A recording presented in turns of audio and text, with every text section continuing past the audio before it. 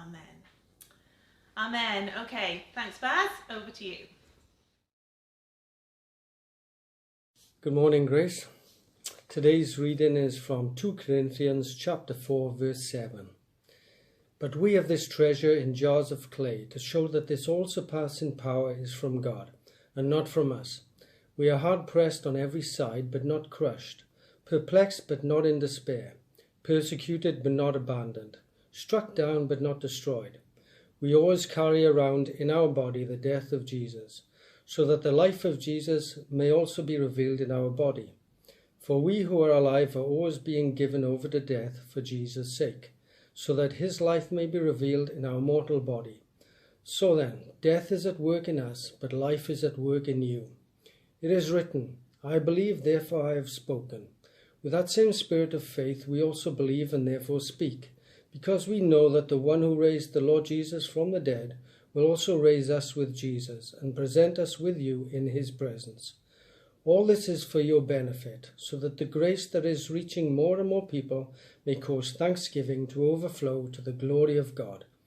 Therefore we do not lose heart, though outwardly we are wasting away, yet inwardly we are being renewed day by day.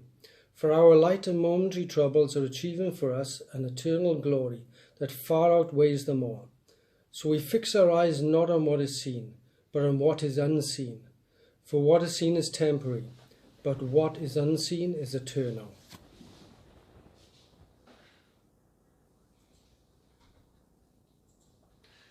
Good morning, Grace. It is so good to see you all today.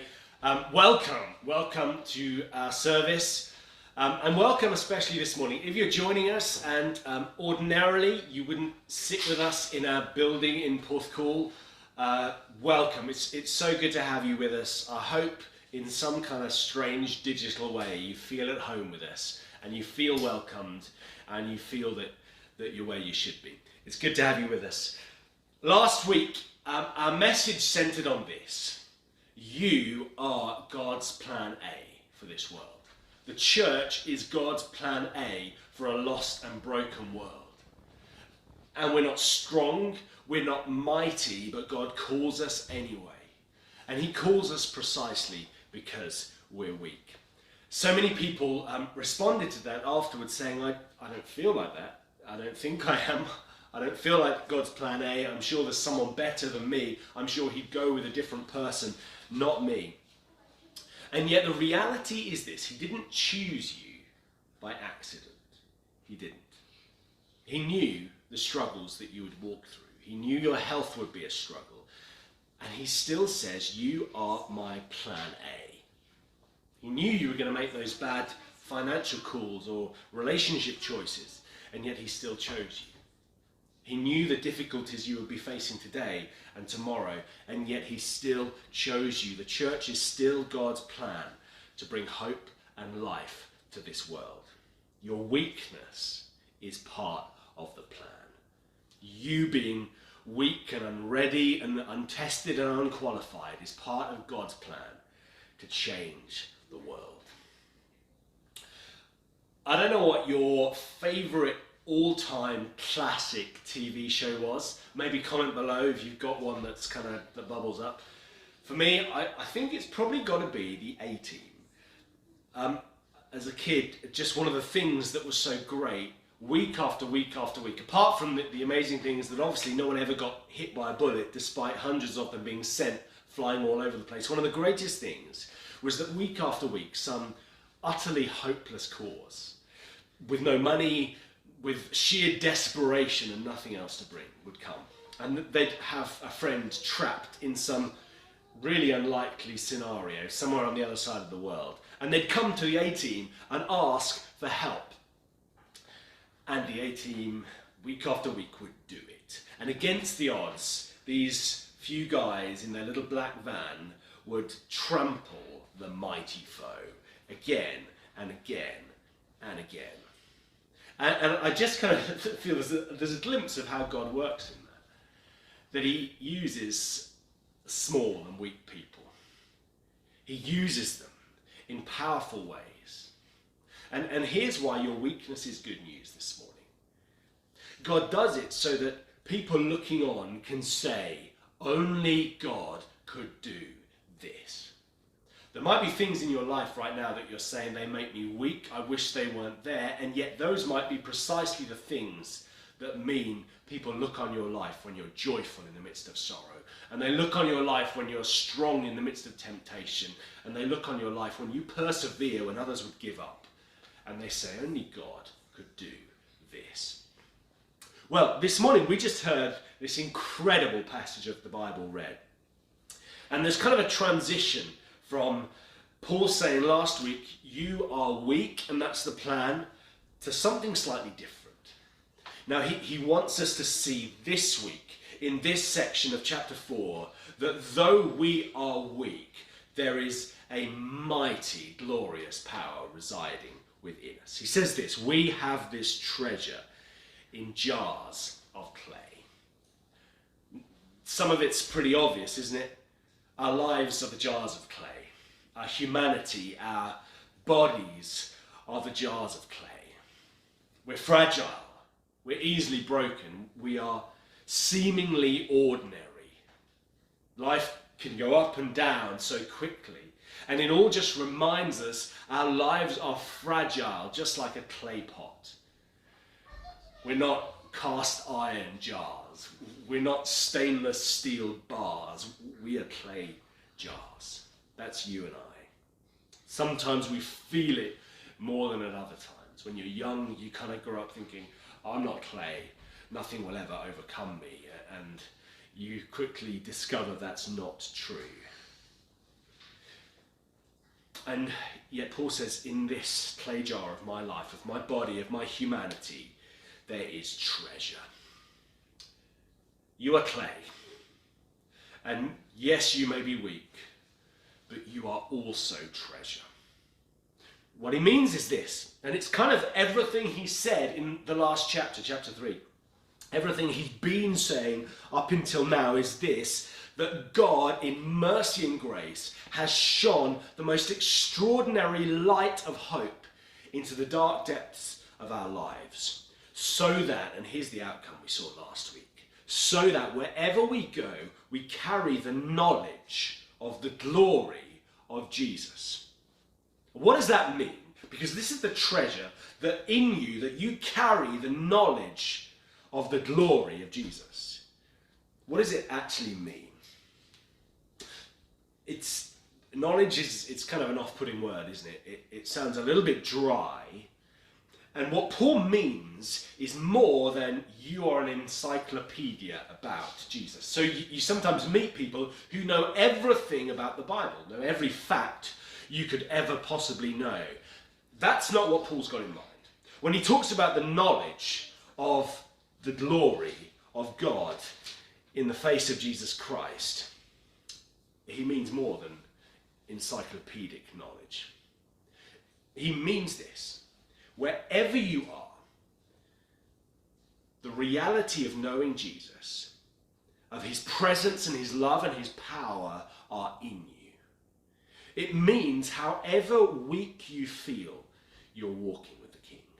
It means no matter how irrelevant or worthless you feel, the God of heaven is with you in all his glory. And that is such a significant thing. We saw last week that the glory of God speaks of God's entire presence, of the intensity of him being there.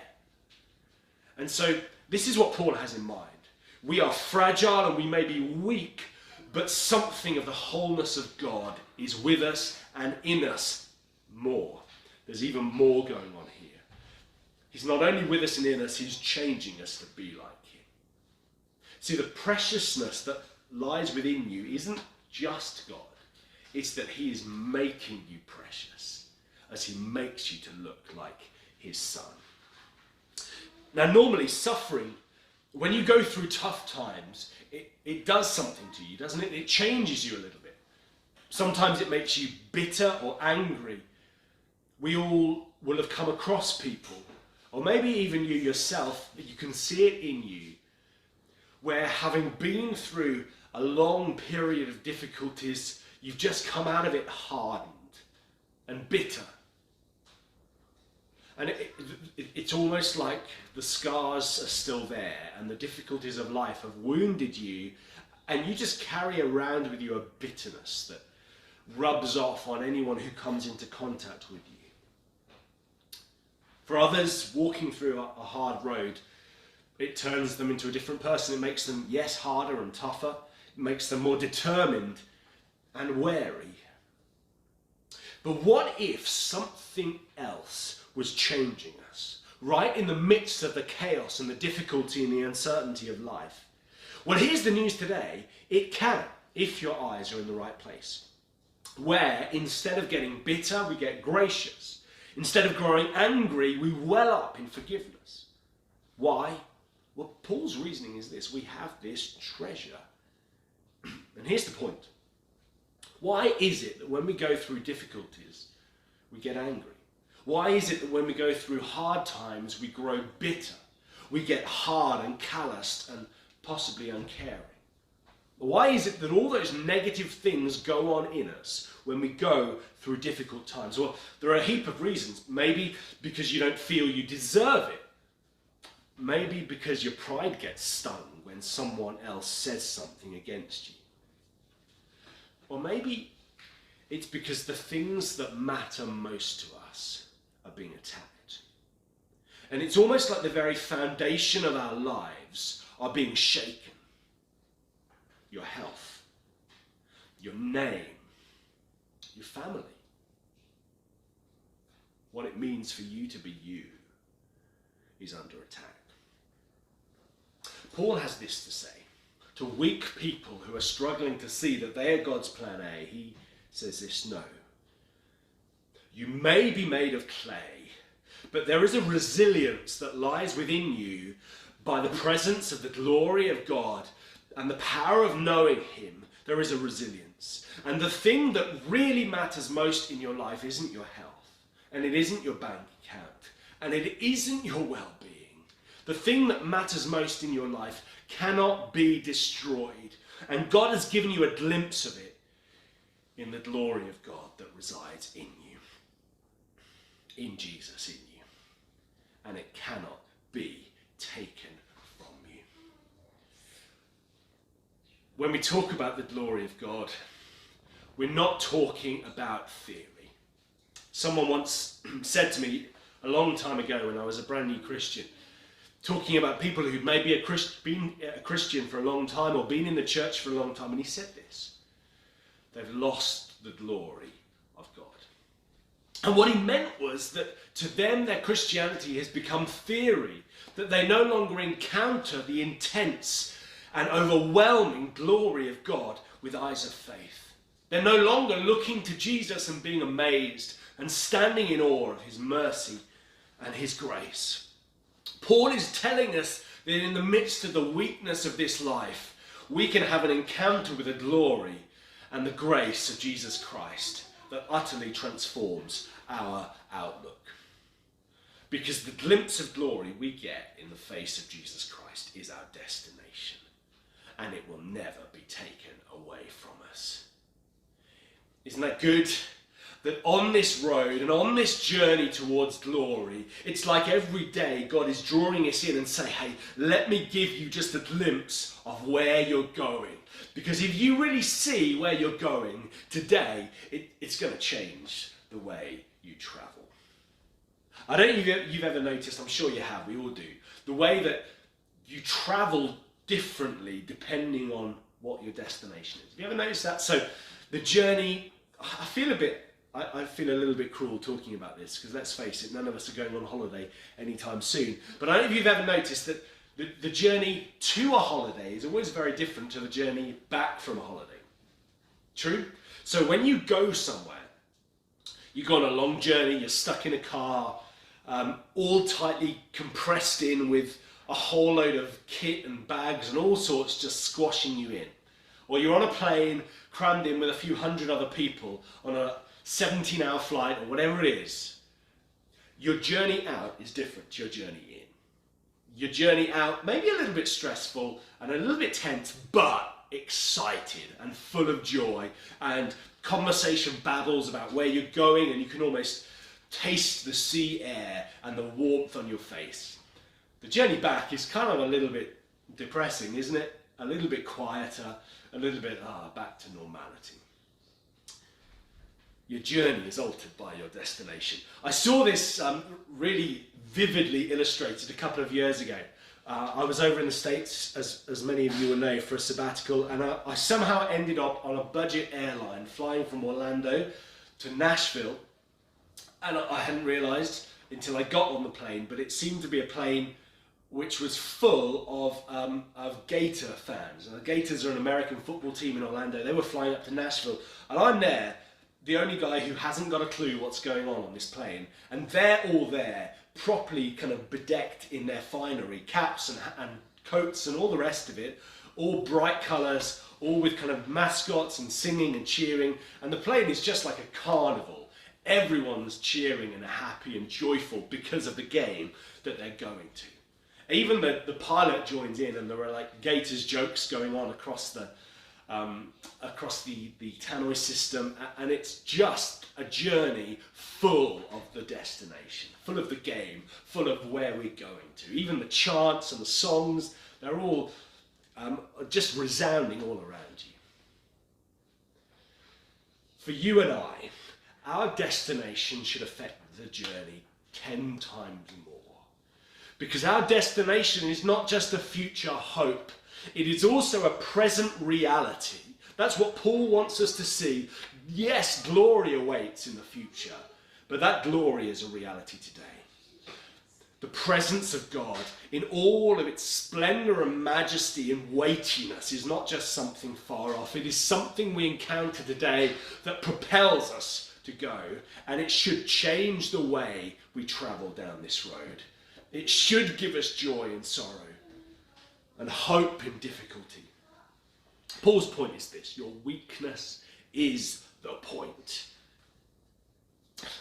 We had a couple of years ago, we did an extension on the back of our house, and part of it meant having about 4 or 5 tons of sand dumped on our front drive, which was there for a little while, and we had a little bit left over, and basically it's been sat down the side of our house for 3 years or whatever, however long it's been. And I know you do that. You've got something and you think this might be useful one day. Let's just stick it somewhere. And so I did. And so we had about 5 or 6 or 7 rubble bags of sand just piled up down the side of our house, just waiting for the day when they would come in useful. Well, they have. I've got to say that. Let me just get that out there so Laura can hear. We used them. They came in useful. We didn't have to buy more sand. But here's the point. I also made the mistake of buying my rubble bags from Poundland. Cheap and cheerful is the reality. And these cheap bags sat in the sun for 3 years. You know what happened? They kind of get brittle and they split, and what's inside comes outside.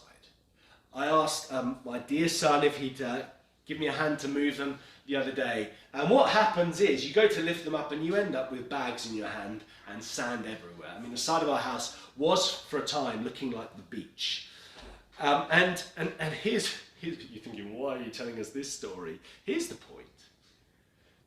Because when your life splits, and when your humanity and your fragile life grows thin because of your experiences, and it feels like you can't go on anymore, whatever is in you pours out. And whatever you're trusting in becomes visible. And the things you build your life upon become evident. When there's a crack in your life, what fills you spreads. When you weep, when your life is painful, your tears show what you're trusting in. And if your life is full of Christ, full of a taste of the glory that is to come, that can never fail you, you will weep differently to how you will weep if your life is on the line and you've got no hope. The destination must affect our journey, no matter how weak and painful the journey is. And so Paul, let me just kind of move this on a little bit. Put down 10 to 11, Paul kind of moves this on. He's been talking about how he's afflicted and perplexed and persecuted and struck down. That's his fragile humanity. And yet he can also say, I'm not destroyed. Why? Because in me is an indestructible glory and hope of eternity. And no weight placed upon me can crush that. And he carries on then, as if to prove the point, to take us to the cross. Down in verse 10, we're always carrying in our body the death of Christ. Like Jesus' death, his dying is being shown in the way we walk this road. And in the pain we face and the sorrows we carry, the death of Jesus is being visible to the world. So that, and here's the crucial detail, so that the life of Jesus may be shown in our bodies, so that glory may be seen in the dust, so that treasure may be seen in the clay. We walk this road of death so that the life of Jesus may fall out and shine out and pour out, so that the world might see him. If it was God's plan for Jesus to suffer, to show power through weakness, how much more for us? Because here's the reality. When you think about the cross, and when you think about the tomb of Christ, no one had any inkling of the power of the life of Jesus. I mean, if God is going to put on display to the whole world the life of Jesus Christ, it couldn't happen without the backdrop of death, could it? Because until Jesus lay in a tomb, no one had any idea of how powerful the life of Jesus Christ was. Because then comes the morning. Then comes Sunday. Then comes resurrection. Then comes glory. Then comes undefeatable, overwhelming life, visible in all its glory. Because it's beaten death. Paul says, look, Jesus' life really only got on the picture through death. And he's saying it's like that with you and I. The life of Jesus really only gets displayed when we're going through the toughest and darkest of times, because it is there he shines the brightest, through our sorrows and through our joys.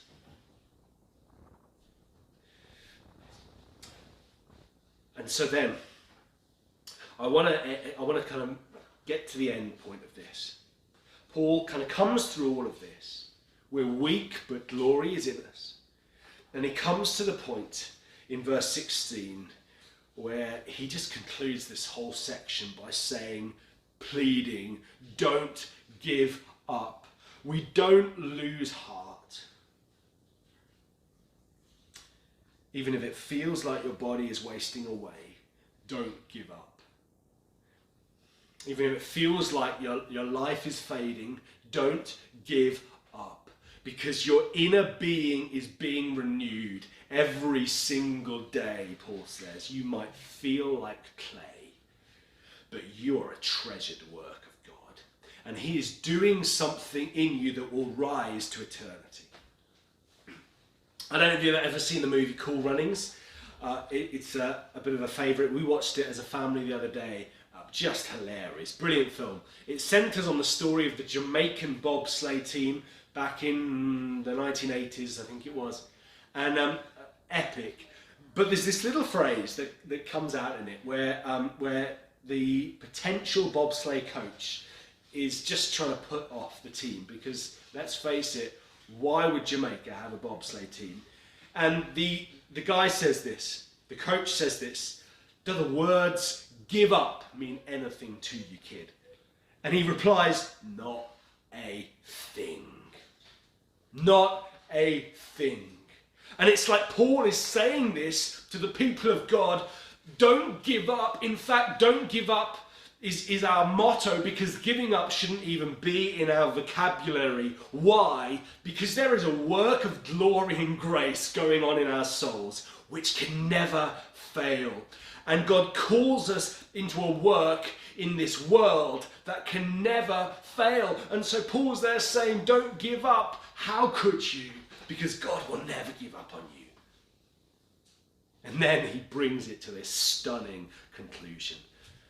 Because this light and momentary affliction is preparing for us an eternal weight of glory beyond all comparison. This light and momentary affliction. I get that some people might hear that this morning and just think or ask out loud, what? Does he want to come and stand in my shoes and say my sufferings are light? Does he want to come and dwell in this illness I've been battling with for years and say it's momentary? Really? Because for a lot of people, this journey of life and the fragility of humanity does not feel light and momentary. In fact, it feels crushingly heavy and never ending. And you might want to say to Paul this morning, look, just get in the real world. Are you for real? You just want to sweep our struggles under the carpet? You're just undervaluing my pain. And actually, he's not doing that at all. Let me just get to the heart of what's going on here. In a sense, it's all about perspective. For kids, we were having a conversation the other day where Lucy saw something in the distance and said, oh, they're like, those people are like dots. And that's the reality, isn't it? When things are far away, they seem tiny. And it's kind of like Paul is inviting us to see the world, to see life, to see your life completely differently. To look first to Christ and then to the world. And that's kind of the opposite to how we normally do it. We normally look first at our own problems and difficulties because they're in front of us, because they're overwhelming, because we feel them acutely, and then if we ever get round to it, we look beyond that. Paul says, no, hang on a minute. Hang on. Don't get overwhelmed by the hole you're in. First look up. And then once you've spent some time looking up, try looking at your problems again and see if they look any differently. One of Paul's points is this, that every affliction and every struggle, every pointed reminder that our lives are fading, every little twinge of arthritis, every bitter loss of a loved one, every financial hardship, every tragedy and sorrow and difficulty, it's all reminding me that my life is not the ultimate life. It's all reminding me that my glory doesn't last forever. It's all teaching my soul that there is one sure foundation and one sure investment. There is a joy that will never fade through the toughest of roads, if only I will look to it. It's almost like Paul wants us to get that going on within our very lives is a transition of worlds. Here's the sad truth. We are all getting closer to the grave. Every single one of us, whether you're 1 year old or 101 years old, we're all aging. And that might make you feel defeated or depressed this morning. Maybe you wept at your last birthday because you couldn't believe it had come round so quickly. Paul says, no way. My life might seem on the down. It might seem that my body is fading. But life within me is on the rise. With every glance I take towards my Saviour, I am being prepared for glory. I am being renewed for heaven, and it will be glorious. It's almost like for Paul, every knock he takes causes him to just look that little bit harder towards the day where there will be no knocks. C.S. Lewis wrote this. He said, "And at last, to be summoned inside," he's talking about heaven, "would be both glory and honour beyond all our merits." And hear this, "and also the healing of that old ache." There will come a day where every pain and grief and bitterness and wound you now carry will be utterly and completely healed. But for Paul, this is not just theory. Do you remember when we started looking at this book way back in chapter 1? Paul wrote these words. He was telling the Corinthians that we were utterly burdened, weighted down beyond our strength, that he felt this weight of difficulty that just seemed to crush him. Paul's not brushing stuff under the carpet here. He knows that life feels heavy at times. He knows that sometimes the heaviness seems never ending. But he's also telling us this. That just reminds me that I'm clay. That just reminds me to stop looking at myself and stop trusting in myself and thinking I'm somehow eternal and I'm somehow the God of my life. This burden that I carry, Paul says, is lifting my eyes to Jesus. It's preparing me for Jesus. It's propelling me to faith in him. And that faith is changing me. That faith is renewing me day by day. I want to encourage you this morning, don't lose heart, look to Jesus. Because in the midst of the weakness that we face, he will strengthen your soul as you look to him with a strength that is stronger than your weakness. He will strengthen your soul as you look to him with a weight of glory that is heavier than the weight of your sorrows.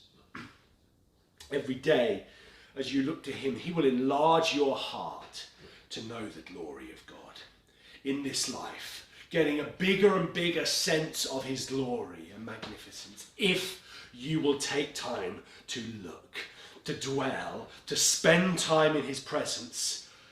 It is worth it, because Paul says one day I'm going to see in full who he really is, and when I do, everything else is going to seem small.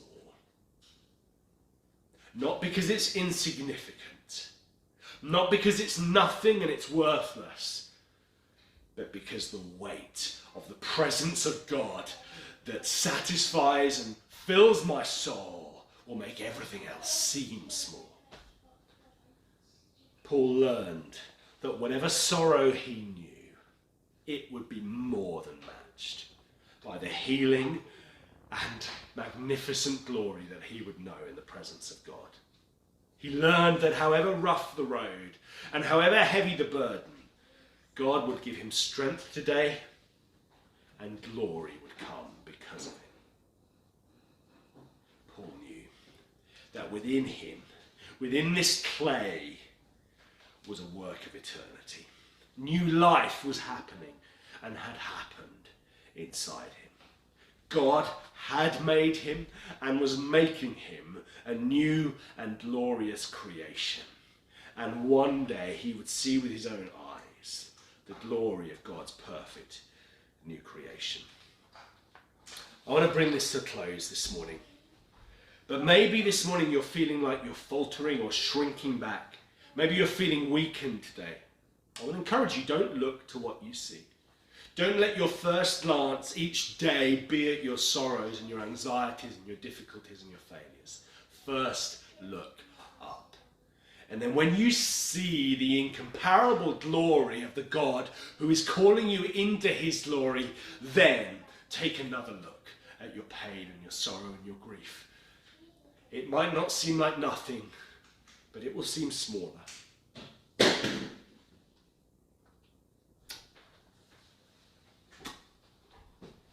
Joni Eareckson Tada said this.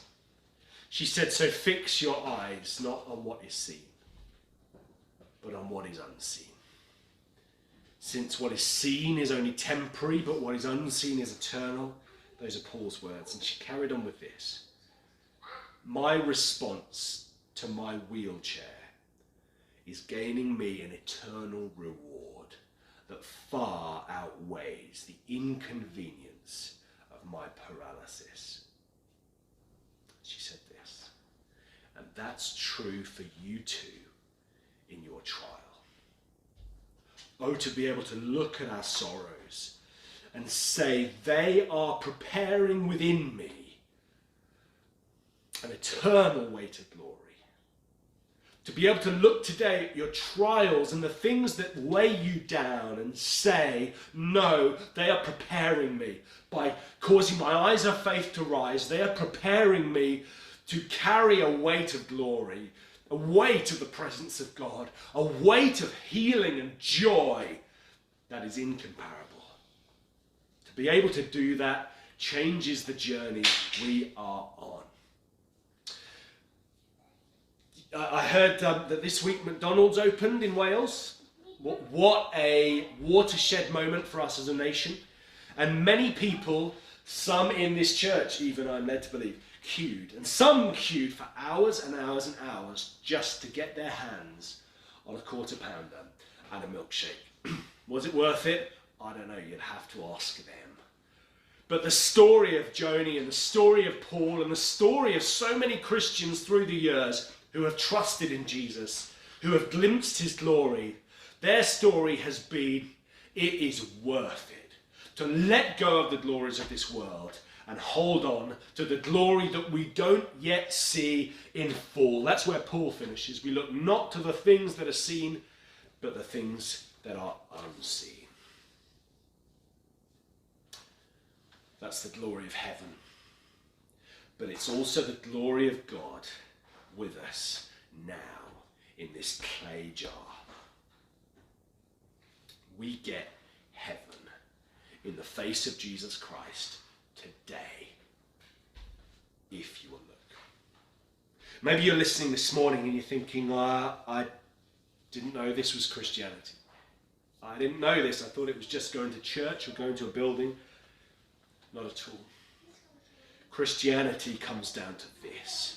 God, in all of his mercy and grace and love, sent his Son to be part of our broken race, to be part of this divided and broken world, to die for it, to take yours and my place at the cross, and to rise to newness of life, that we might get heaven. That we might get heaven today by knowing God. Today, God draws you, encourages you, invites you to know him. Not in a religious way, but in a relational, personal way. Let me finish with a question. What if there was a destination that made what you're experiencing worthwhile? What if there was a destination that made the difficulty of the journey to be full of meaning? What if there was something I could say to you this morning that made the hardest of your pains and sorrows today to be meaningful?